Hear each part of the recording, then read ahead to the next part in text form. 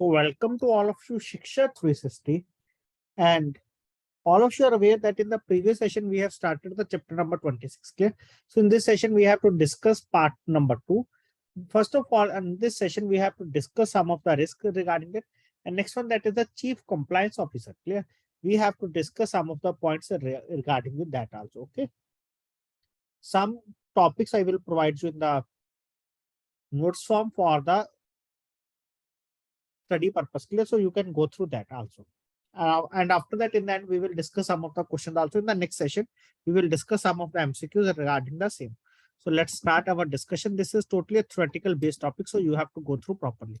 This one is very, very important. That is the regulatory risk, as we will expect questions from that. So regulatory risk.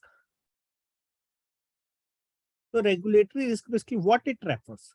So regulatory risk basically refers to the potential consequences. Consequences basically that is the results.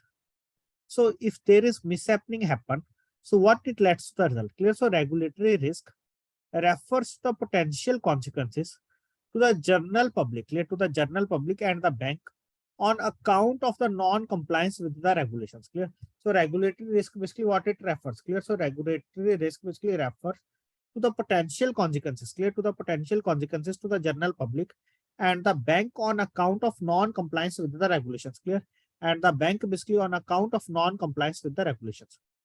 So what are the factors? Clear? So factors under this risk. Clear? So what are the factors? That is factors under this risk basically include the financial harm to the consumers. Clear? That is factors basically under this risk. Basically, first one, that is the includes the financial harm to the consumers, legal, reputation, and financial harm to a bank, etc. Clear? First of all, that basically this is the financial harm. Clear? That this is a financial harm basically to the consumers also. Along with that, clear, along with that basically it is also let's the legal, reputational, and financial harm to a bank also. Clear? Legal, reputation, and financial harm to a bank also. And the burden of the corrective action. Clear? And the burden of the corrective action basically including the potential civil and financial liabilities. Clear? Liabilities or liabilities. Clear? And the burden of the corrective action basically what it lets to including the potential civil and financial liabilities. So compliance failure can lead to a regulatory enforcement and another actions. Clear? So compliance failure, if that is if you are not following the guidelines. Following the guidelines. Clear? So one question basically from my side to all of you basically who are present here. So like while opening the account, how many of you are officer or clerk? So while opening the account, basically how many of you have do eKYC? Please tell fast basically how many of you have do eKYC basically while opening the account. That is basically eKYC, that is basically authentication of the Aadhaar card. Please tell fast basically how many of you will do that. As basically not RBI say that basically you have to do eKYC of the every basically wherever basically it is possible. So you have to do that. So how many of you basically practicing that? So this is also one of the compliance. Clear? Like while giving the loan. Clear? So this is one of the compliance that we have to do eKYC, that is verified. Clear? From the mobile number. Clear? That OTP is basically goes to the same person or not. Clear? So this one, it is also one of the compliance. Okay. So compliance failure that can lead to the regulatory enforcement. Clear? Basically compliance failure basically can lead to the regulatory enforcement and other actions. So first one, that is operational risk.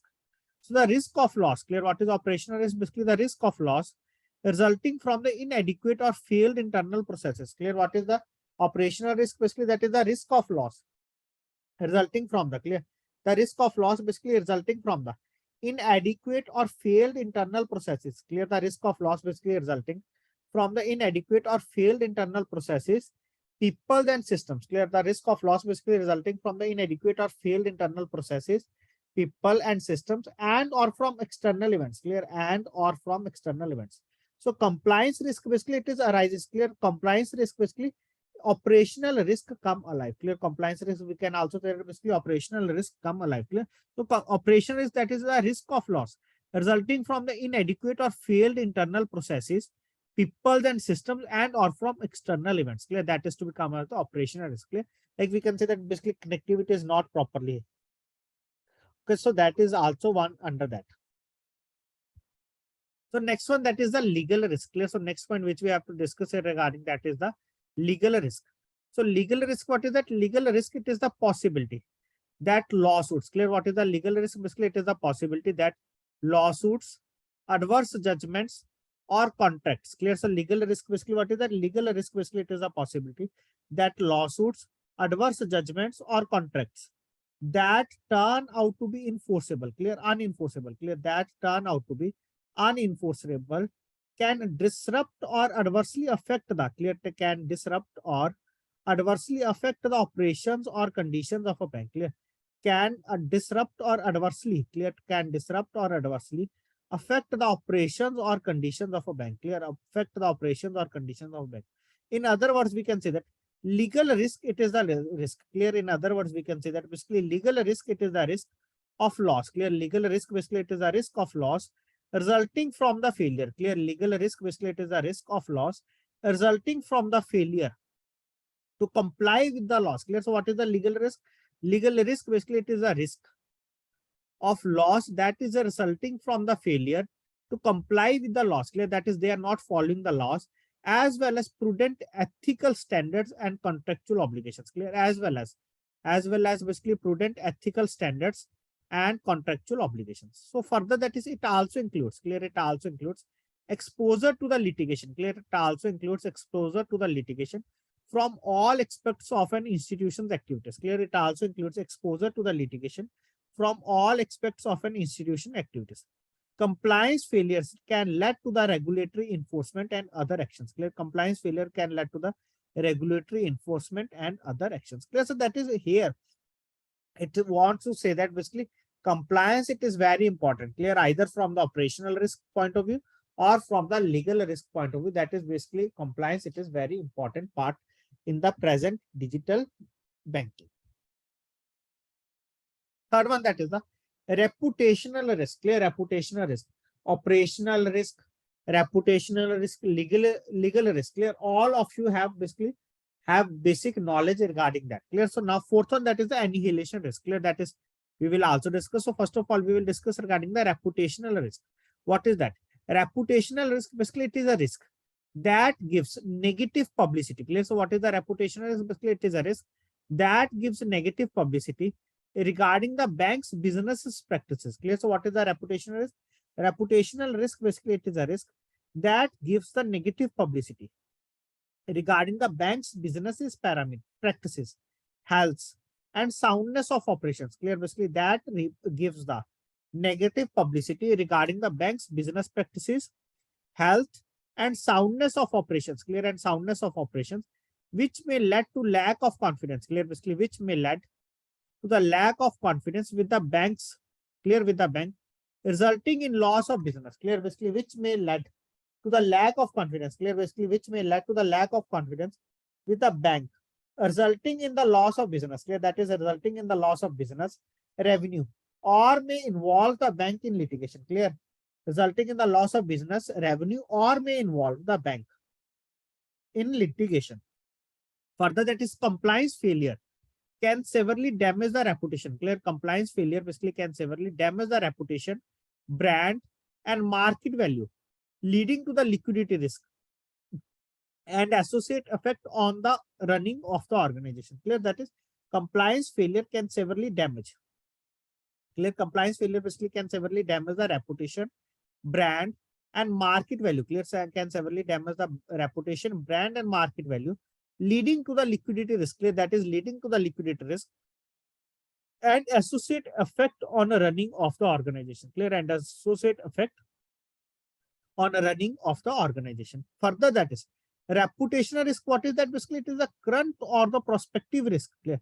Reputational risk, basically, it is further, it is the current or prospective risk to the earnings and capital arising from the adverse perception of the image of the financial institution on the part of the customers, counterparty, shareholders, investors, or regulators, clear. So that is reputation risk like that. If you will, like, we can say that if you will see that there is a lot more frauds in any specific bank, clear. So basically, people have less faith in that. Like recently, you will see that basically due to the Adani Enterprises, clear. there is a news goes on in the market that LIC has invested 78,000 crores in the Adani Enterprises. 78,000 CR. Okay. So what it will lead? That it will lead to the negative impact of the LIC in the market. Clear? That all the money basically the LIC invested in the Adani Enterprises basically it is to be going out wash out. Clear? It is wash out. Clear? So it leads to a reputational risk to the LIC also. Clear? I think yesterday I have seen a advisory regarding the LIC that it has not any impact on the LIC. Clear? This will not have any impact on the LIC. Clear? But it already lets an important reputational risk to the LIC, basically, which will impact it in a long run. Clear? Like people will invest less in the LIC due to this reputational risk. Okay. Further, annihilation risk. Clear? Fourth one here, that is the annihilation risk, that is arising from the possibility of regulatory action of closing down business. Clear? That is basically arising from what? That is arising from the possibility of regulatory action. Clear? Arising from the possibility of regulatory action of closing down business. Clear? Of closing down business. That is to be comes under the annihilation risk. Clear? That is to be comes under the annihilation risk. So these are the three risks under the regulatory risk. Clear? Under the regulatory risk. So this one will be the 1 mark question. So what are the different risks which are to be included under the regulatory risk? First one, that is the operational risk. Second one, that is the legal risk. Clear? Operational risk, legal risk. Third one, that is the reputational risk. Fourth one here, that is the annihilation risk. Clear? Fourth one here, that is the annihilation risk. Next point is that is the non-financial risk. Clear? So next point which we have to discuss here, that is the non-financial risk. Clear? Under the non-financial risk, basically what we have to cover. Clear? Under the non-financial risk, basically what we have to cover. First one, that is the business risk. Clear? Under the non-financial risk, first which we have to cover, that is the business risk. So a business risk, what is that? A business risk, it is a factor that may have a negative impact on the operation. Clear? Business risk, basically what is that? It is a factor basically that may have a negative impact on the operation or profitability of a given organization. Clear? If its business goes downfall, so basically it leads to the negative impact on any organization, and also it leads to the erosion of the profitability. Clear? And further basically it leads to the erosion of the profitability of that specific organization. So change in the demand for goods. Clear? Change in the demand for goods and services produced by a company, it is called an external factor. Clear? That is change in the demand of goods and services produced by any company. That is, it is to be considered as an external factor. On the other hand, generally the internal factor. Clear? So what is to be included under the internal factor? So generally the internal factors can be identified and corrected. Clear? Generally the internal factors here, generally the internal factor basically can be identified and corrected if flagging sales can be attributed to an ineffective marketing efforts or a sales force that is not performing up to the expectations. Clear? Like we can say that. So what are the internal factors? External factor, what is that? Basically that there is a decrease in the demand. Clear? Or change in the demand basically for of what? That is of the goods and services. On that is basically external demand. Clear? Because demand is to be created by the customers. And here customers are not preferring that product more. Okay? On the other side, what are the internal factors are to be there? Internal factors basically we can say that they can be identified and corrected. Clear? Internal factors basically can be identified and corrected if, like we can say that sales, that is sales, it is not up to the mark, or the persons engaged in the marketing, clear, or the persons basically engaged in the marketing are not performing well. Clear? Or the person basically engaged in the marketing field are not performing well. So that is if the flagging sales basically can be attributed to an ineffective marketing efforts or a sales force that is not performing. Clear? Or a sales force basically that is not performing up to the expectation. So then making changes in the marketing approach. Clear? So then making changes in the marketing approach or restructuring the sales efforts will often result in, clear, or restructuring the sales effort will often result in minimizing the perception. Clear? Basically will often result in minimizing the perception of business risk on the part of the potential investor. Clear? So restructuring the sales effort basically will often result in minimizing the perception of the business risk on the part of the potential investor. So that is regarding the business risk. Clear? So here under that, you have to remember that what are the external factors. Under the business, we have to remember two things. First was the external factor. Second one, that is the internal factor. Okay. Now move to the next one, that is strategic risk. Clear? So under that, we have to discuss one more risk that is to be known as the strategic risk. Clear? So the next risk which we have to discuss under that, that is to be known as the strategic risk. So what it tells that it is a current and prospective impact. Clear? What is that? Basically, it is a current and prospective impact on the earnings. Clear? It is a current and prospective impact basically on the earnings or capital arising from the adverse business decision. Clear? So it is a current and prospective impact basically on the earnings or capital arising basically from the adverse business decisions, improper implementation of the decision, or lack of responsiveness to the industry changes. Clear? As we know that as presently the trend goes on, like you will find that even at the local vendor, you will find that there is a QR code and there is a sound box. Just I am taking an example. If not, the other financial institution basically will take that initiative. Clear? So it will lead to the loss to them. Clear? Because they will go where these types of things are available as per the demand of the society. Clear? As per the demand of the society. Clear? So it is a current and prospective impact on the earnings or capital, or the capital basically arising from the adverse business decisions. Clear? Or the capital arising from the adverse business decisions, improper implementation of the decision, or lack of responsiveness. Clear? Or lack of responsiveness to the industry changes. Clear? Or lack of responsiveness basically to the industry changes. Further, that is the risk. What is that? The risk is a function of the compatibility. Clear? What is that risk? The risk is a function of the compatibility of an organization's strategic goals. Clear? So the risk is a function of the compatibility of an organization's strategic goals, the business strategies developed. Clear? The business strategy is basically developed to achieve those goals. Clear? The business strategy basically developed to achieve those goals, the resources deployed against these goals. Clear? So what are the resources basically we have to deploy basically to achieve these goals? Clear? Or against these goals, and the quality of the implementation. Clear? Basically, and the quality of the implementation. Clear? Like if we have hiring the sales force. Clear? So whether that sales force, it is to be that much effective to gather the business or not. Clear? To get the business or not. Clear? So it depends upon that also.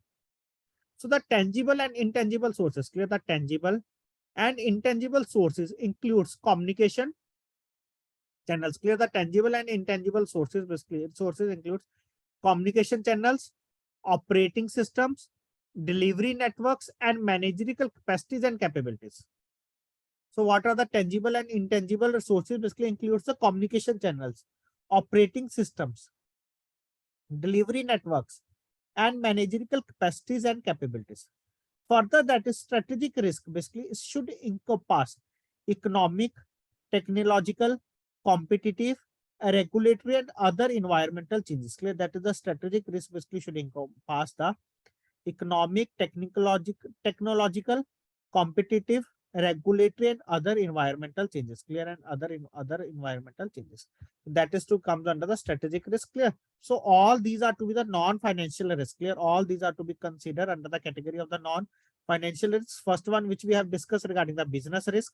Second one, we have discussed regarding the strategic risk. Third one, that is the compliance risk relating to the cyber security. Clear? Third point, which we have to discuss here, that is the compliance risk that is regarding the cyber security. Clear? That is regarding the cyber security.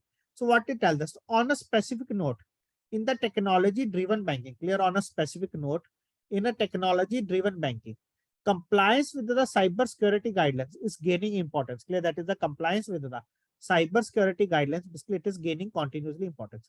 So generally the cyber resilience. Clear? Generally the cyber resilience frameworks aim to address the three broad issues. Clear? Aims to address the three broad issues. First one, that is the confidentiality breach. Clear? First one here, that is the confidentiality breach. Clear? That is data being stolen. Clear? That is the confidential data basically being stolen. Second one, that is the availability breach. Clear? That is availability breach. That is systems are intact, but services are made unavailable. Clear? Availability breach, that is systems are intact, but the services are made unavailable. First one, that is a confidentially breach, like you will find that if you have made an account, clear, basically if you have made an account, we can say that on any, like on any share market application, clear, like there are different application on which basically we are purchasing and selling the shares, clear. So you will find that you are getting phones from the external persons, clear. How they will know that basically you have registered for that particular app, clear, or you are interested in purchasing the shares, clear. So that you will find that there is a data breach, clear. There is a data breach is to be done. That is the same thing here, that is confidentiality breach. Second one, that is the availability breach. Third one, that is the integrity breach, clear. Integrity breach. So what it tells us, corruption of the data or systems, clear. That is the corruption of the data or systems affecting the integrity of information and processing methods, clear. Integrity breach, what is that? That is the corruption of the data or systems, clear. That is the corruption of the data or systems affecting the integrity of information, clear. That is affecting the integrity of information and processing methods, clear. Affecting the integrity of the information and processing method.